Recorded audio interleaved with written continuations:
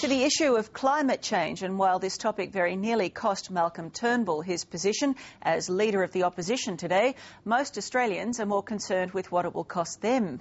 Recent forecasts suggest that average families may be up to $1,100 a year worse off under an emission trading scheme. Torrential rain continues to fall in parts of northern Queensland.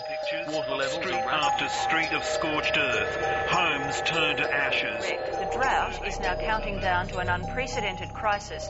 It's what we've been told. It's what we've seen. Global warming. But to save the planet, we're going to have to empty our pockets. The most obvious place you feel it is in your power bills. Most obviously electricity, but also gas, because it impacts on gas as well. But it will affect everything, the price of everything. But some, like economist Terry McCrann, believe our efforts are a waste of time. China and the United States, the two biggest emitters, are not going to go down this path, and indeed China is going to build dozens of new coal-fired power stations over the next few years. And he's not the only one. We have nothing to fear from global warming. Thank God for global warming. Have we been duped? There is actually no real evidence at all that CO2 is going to fry us all up. Now there's a familiar face.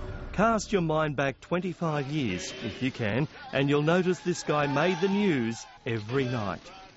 They were tumultuous times. Renowned botanist and environmentalist David Bellamy was instrumental in stopping Tasmania's Gordon below Franklin Dam.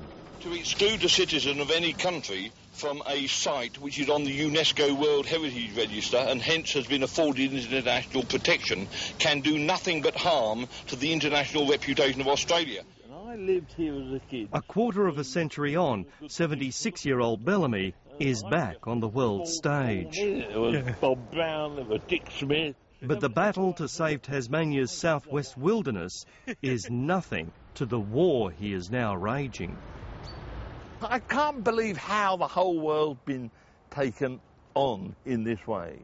Let's get some truth into the whole thing.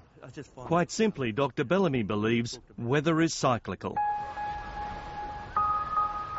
We have warm periods, we have cold periods, and dramatic temperature and climatic occurrences like El Niño happened long before the internal combustion engine began spewing out carbon dioxide. Carbon dioxide is not a pollutant. It's one of the most important gases that keeps the whole world in kilter. In fact, even if the world does get a bit warmer, and he argues it isn't, it won't be such a bad thing. If the CO2 does go up in the atmosphere and the temperature went up just a little bit more, then of course we could start growing crops all over Siberia and up in North America. Our grass is booming, our sheep are fat. But you come here in winter and the hills will be bare, there'll be smoke around the hills, the cattle will be poor. Viv Forbes is a second-generation Queensland farmer. And another who doesn't mind the old CO2. Extra carbon dioxide has a number of really beneficial effects on plants. It allows them to cope with droughts better, it allows them to cope with heat better, it allows them to cope with cold better. So plants will survive in more difficult conditions if there's more carbon dioxide in the air. There's one other thing about Forbes. He too is a scientist. Geology is his field, and he says the Earth's crust isn't throwing up any alarm bells. The history written in the rocks says we've had many periods of warming, many periods of ice age. Look around, says the doctor. He argues Greenland was once, well, green. But what about those low-lying, flooding Pacific islands? Well, actually, he says, they're sinking because they're depleting their water table. And when the experts can't get tomorrow's weather right, then he argues, how can they and their computers say we'll be scorching in 50 years? When you're modelling, you can fiddle it, and it's all fiddle. And he points out, we've been conned before. Let's think about the millennium bug, and now credit crunch.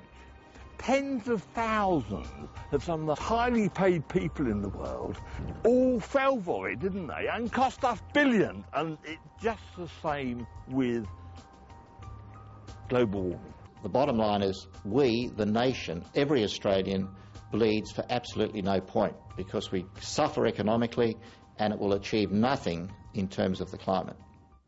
The debate rages on, and since David Bellamy went public with his views on global warming, he's been banned by the BBC and other media outlets.